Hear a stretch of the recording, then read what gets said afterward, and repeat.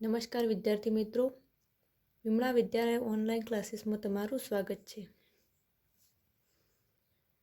BSM 3 CC 305 તેમાં મધ્યકાલીન ગુજરાતી સાહિત્યનો ઇતિહાસ ભાગ 1 આજે આપણે જોવાનો છે.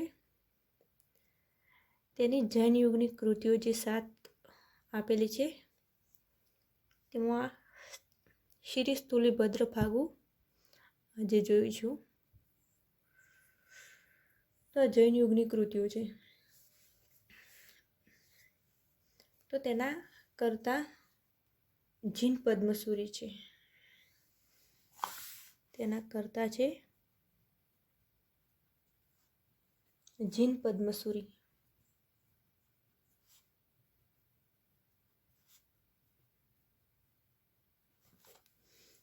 અને તેની સાલ છે તેની ઈસવીસન 1234 થી 1244 વચ્ચે.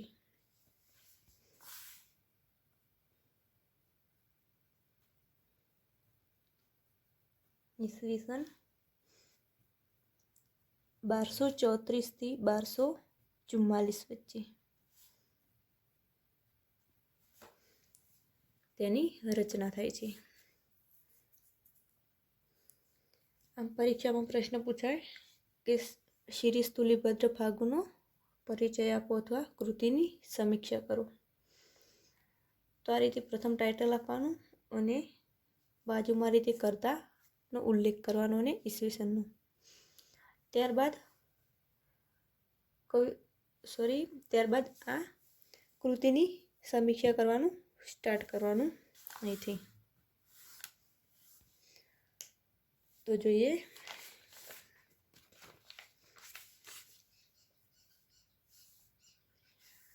મધ્યકાળમાં વિવિધ કાવ્ય પ્રકારો ખેડાયા.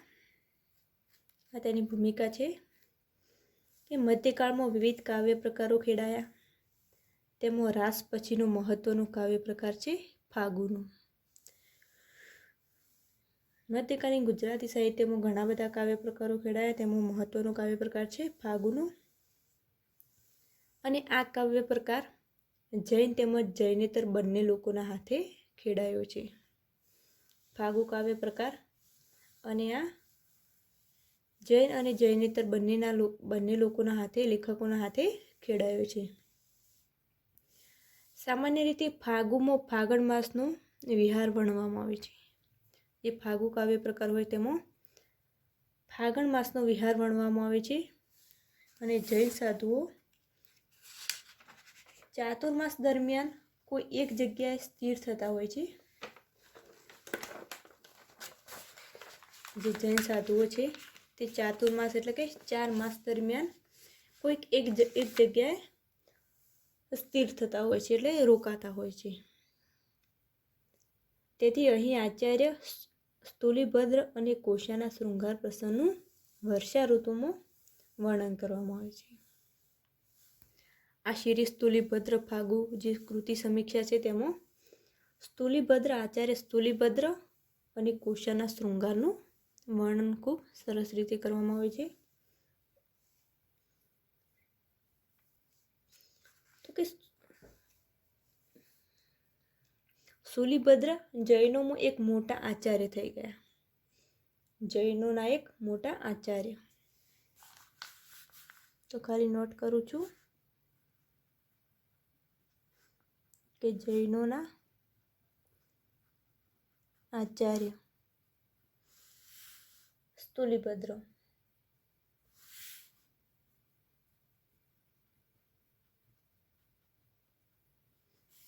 સ્થૂલીભદ્ર જૈનોના એક આચાર્ય થઈ ગયા. ઈસવીસન 1234માં આચાર્ય પદ મળ્યું હતું. તેમને ઈસવીસન 1234માં આચાર્ય પદ મળ્યું હતું.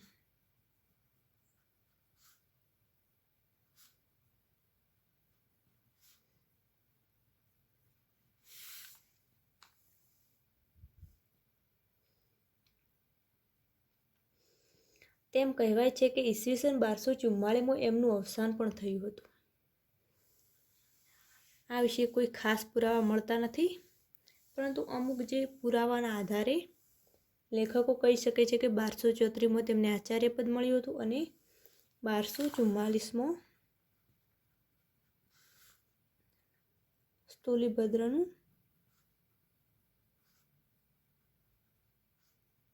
અવસાન થયું હતું.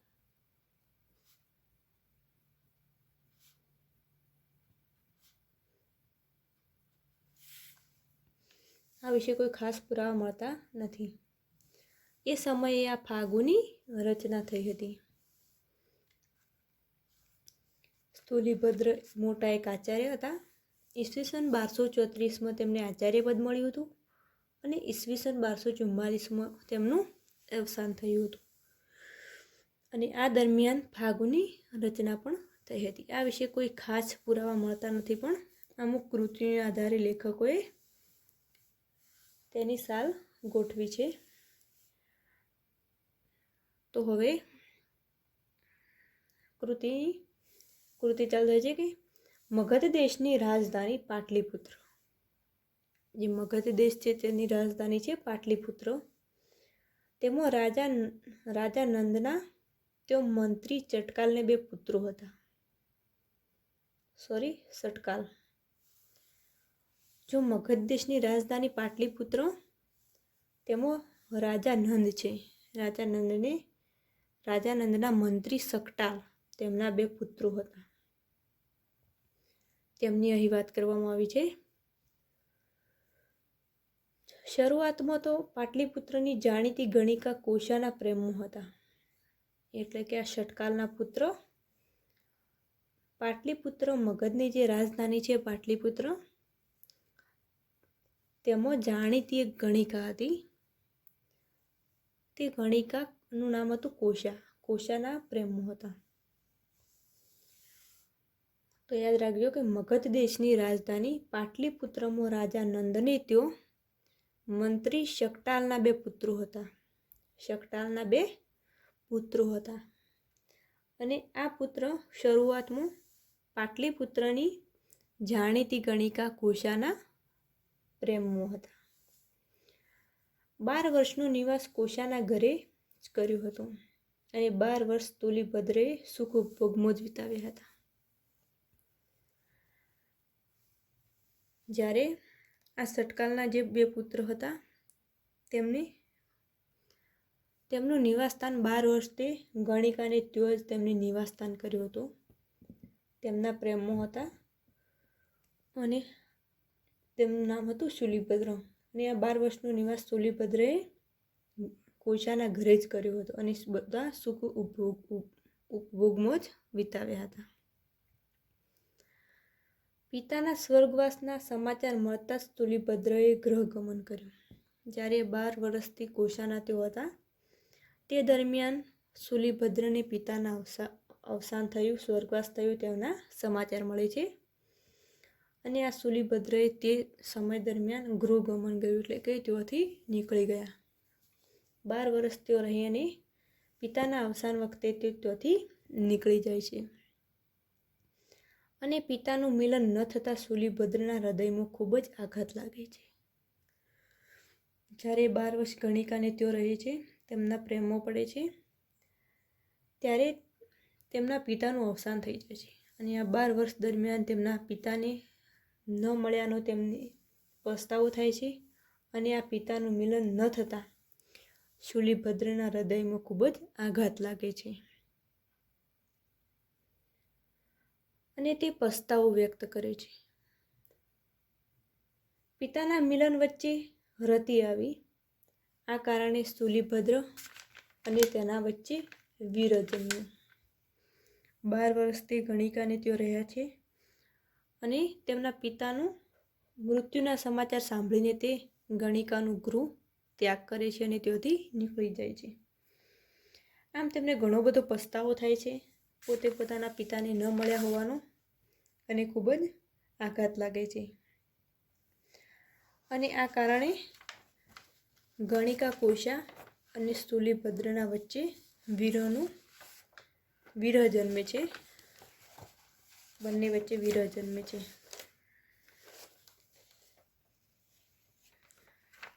આ સમય દરમિયાન જ્યારે શૂલીભદ્રને પસ્તાવો થાય છે ત્યારે તે એક ગુરુ સંભૂતિ વિજય નામના ગુરુ પાસેથી તે દીક્ષા લે છે.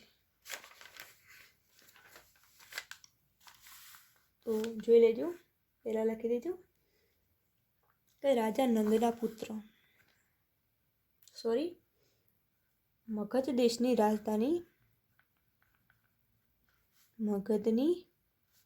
રાજધાની પાટલીપુત્ર. પાટલીપુત્રના રાજા નંદના મંત્રી, મગધની રાજધાની પાટલીપુત્ર અને રાજા નંદના મંત્રી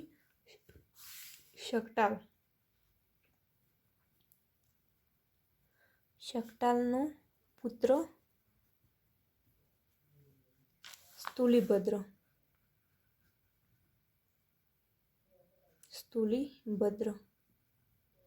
આ તેમનું નામ હતું.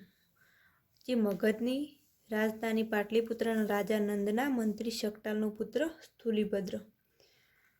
તે પોતાના કોશાના પ્રેમમાં 12 વર્ષ તેના ઘેર રહે છે અને પિતાના સ્વર્ગવાસ દરમિયાન તે કોશાનું ઘરનો ત્યાગ કરે છે અને ગણિકા કોશા અને તેમના વચ્ચે એક વિરહ વ્યાપી જાય છે. આમ સ્થૂલીભદ્ર અને તેમના વચ્ચે વિરહ જન્મે છે અને તે સંભૂતિ વિજય નામના ગુરુ પાસેથી દીક્ષા લે છે.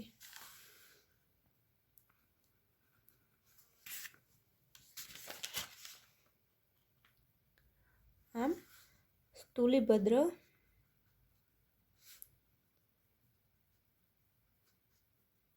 સંભૂતિ વિજય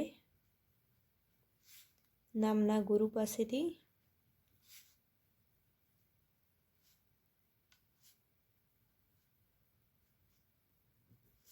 દીક્ષા લે છે.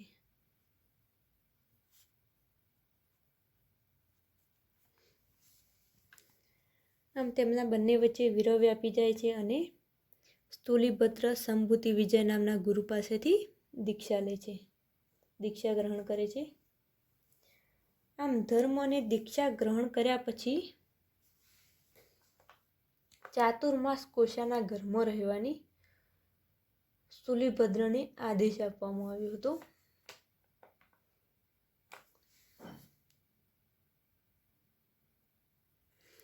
આમ ધર્મની દીક્ષા જ્યારે સ્થૂલીભદ્ર ગ્રહણ કરે છે સાધુ પાસેથી, ત્યારે સાધુ તેમને 4 માસ એટલે કે ચાતુર્માસ કોશાના ઘરમાં રહેવાનો આદેશ આપે છે. સ્થૂલીભદ્રને જો તે 12 વર્ષ રહ્યો અને બધા સુખ ઉપભોગમાં જ તેઓ 12 વર્ષ વિતાવ્યા અને 12 વર્ષ વિતાવ્યા પછી તે જ્યારે કોશાના ગ્રહનો ત્યાગ કરે છે અને સંભૂતિ વિજય નામના ગુરુ પાસેથી દીક્ષા લે છે, ત્યારે આ જે ગુરુ છે તેમને ચાતુર્માસ કોશાના જ ઘરમાં રહેવાની સ્થૂલીભદ્રને આદેશ આપ્યો છે અને આ જ તેમની કસોટી લે છે અને આ જ તેમની કસોટી હતી. ધર્મની દીક્ષા ગ્રહણ કર્યા પછી સ્થૂલીભદ્ર કોશાને ત્યો જાય છે. આમ 12 વર્ષ તે ગણિકાને ત્યો રહ્યા પછી ફરીથી 4 માસ તે કોશાને ત્યો રહેવા જાય છે. આમ ગણિકા કોશાને જોઈ હર્ષ પામે છે. આમ ગણિકા કોશા જે સ્થૂલીભદ્રના આવવાથી તેમને જોઈને હર્ષ પામે છે અને સૌંદર્ય પ્રસાધનોથી અને વસ્ત્ર અલંકારોથી સજ્જ તે પોતાના પ્રિયતમ પાછો આવ્યો છે તે જાણી આવકારો આપે છે. આમ ગણિકા કોશા બધા અલંકારોથી અને વસ્ત્રોથી સજ્જ થઈને પોતાનો પ્રિયતમ પાછો આવ્યો હોય છે તેમ તે બોલે છે અને તેમને આવકારો આપે છે. આવકારીને ઊભી રહી પણ તેનો પ્રિયતમ પહેલાં જેવો રહ્યો નથી. જ્યારે તે કોશા ગણિકા તેમના પ્રિયતમને આવકારો આપે છે પરંતુ તેમનો પ્રિયતમ સ્થૂલીભદ્ર પહેલાં જેવો રહ્યો નથી. અનેક પ્રલોભનો સામે સ્થૂલીભદ્ર અડગ રહે છે. તેને ધર્મની દીક્ષા લીધી હતી, તેથી તે ગણિકાને અનેક પ્રલોભનો તેઓ કરે છે, છતાં પણ સ્થૂલીભદ્ર અડગ રહે છે, તેનું મન ડગતું નથી. કોશાને ઉપદેશ આપી તેમનું જીવન સુધારી દીધું. જ્યારે તેમને દીક્ષા લીધી ત્યારે 4 માસ તેમને કોશાના ઘરમાં રહેવાની ગુરુએ આદેશ આપ્યો. તેમની કસોટી લીધી ત્યારે તે કોશાના ઘરમાં જાય છે અને કોશાને ઉપદેશ આપે છે અને કોશાનું જીવન સુધારી દે છે. કોશાને ગણિકાના માર્ગમાંથી સન્માર્ગે લાવે છે. જે કોશા ગણિકાનો માર્ગ અપનાવતી હતી તેમાંથી તેને એક સારી માર્ગે લાવે છે અને તે નક્કી કરે છે કે સમય પસાર કરી ગુરુ સંભૂતિ પાસે આવે છે. તે 4 માસનો સમય વિતાવીને ગુરુ સંભૂતિ પાસે આવે છે અને આ જે કઠિન તેમને તપશ્ચર્યા કરી, સ્થૂલીભદ્રની આ કઠિન તપશ્ચર્યાથી દેવો પણ તેમની પ્રશંસા કરે છે અને ગુરુ પણ તેમની પ્રશંસા કરે છે કે જો 12 વર્ષ સ્થૂલીભદ્ર રહ્યો, ત્યાં ધર્મની દીક્ષા લીધા પછી પણ બ્રહ્મચર્યનું પાલન કરે છે સ્થૂલીભદ્ર કોશા ગણિકાને ત્યો રહીને. આમ દેવો અને ગુરુ પણ તેમની પ્રશંસા કરે છે. સ્થૂલીભદ્ર કોશા વેશ્યાને ઘેર ચાતુર્માસ ગાળવા આવે છે, ત્યાંથી આ કાવ્યની શરૂઆત થાય છે. સ્થૂલીભદ્ર કોશા ગણિકાને ત્યો, ગણિકા એટલે વેશ્યા, એટલે કે આ સ્થૂલીભદ્ર કોશાને ત્યો 4 માસ ગાળવા આવે છે, ત્યાંથી આ કાવ્યની શરૂઆત થાય છે. અને આ કાવ્ય ખૂબ જ ટૂંકું છે, 27 કડીનું આ કાવ્ય છે.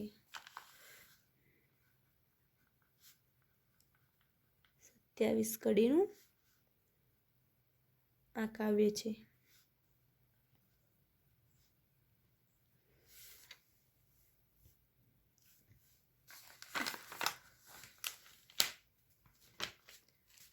ચાર એમ 7 ખંડોમાં આ કાવ્યને વહેંચવામાં આવે છે. 27 કડીનું કાવ્ય છે અને 7 ખંડ છે.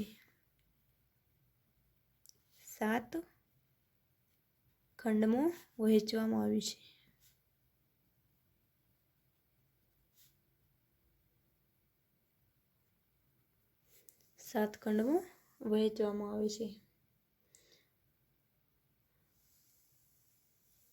આમાં ખંડને ભાસ એવું નામ આપવામાં આવ્યું છે. જો આ કૃતિની સમીક્ષા છે તેમાં આ કૃતિમાં જે 7 ખંડ છે, 7 વિભાગ છે, તેમને ભાસ નામ આપવામાં આવ્યું છે.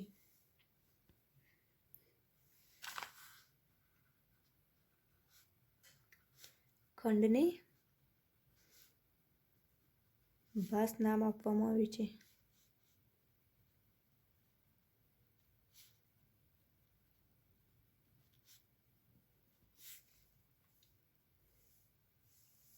સ્થૂલીભદ્ર કોશાને ત્યો ચાતુર્માસ ગાળવા જાય છે અને આ કાવ્યની શરૂઆત થાય છે.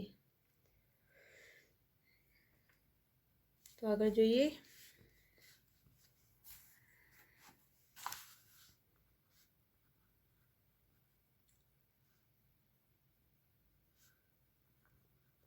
જીરીમીર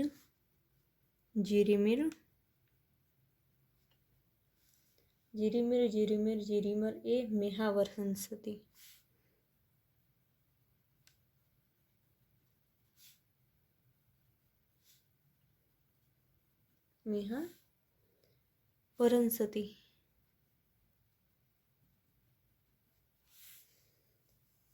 આમ ઝરમર વરસાદ વરસી રહ્યો છે અને ખલહલ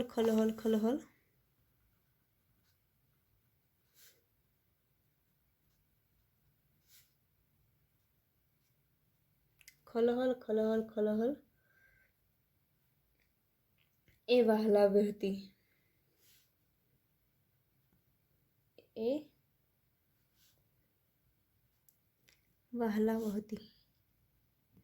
એટલે કે ઝરમર વરસાદ વરસી રહ્યો છે અને ખડખડ નદી વહી રહી છે. જબ જબ જબ જબ જબ જબ એ વીજળીય ઝળકઈ.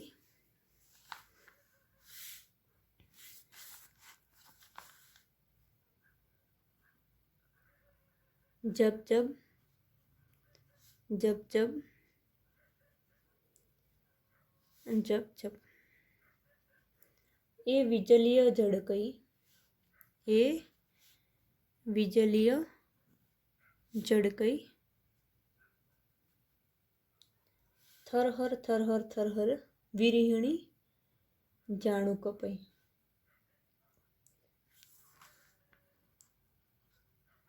થરહર થરહર થરહર એ વિરહિણી જાણું કપાઈ. એ વિરહિણી જાણું કપાઈ.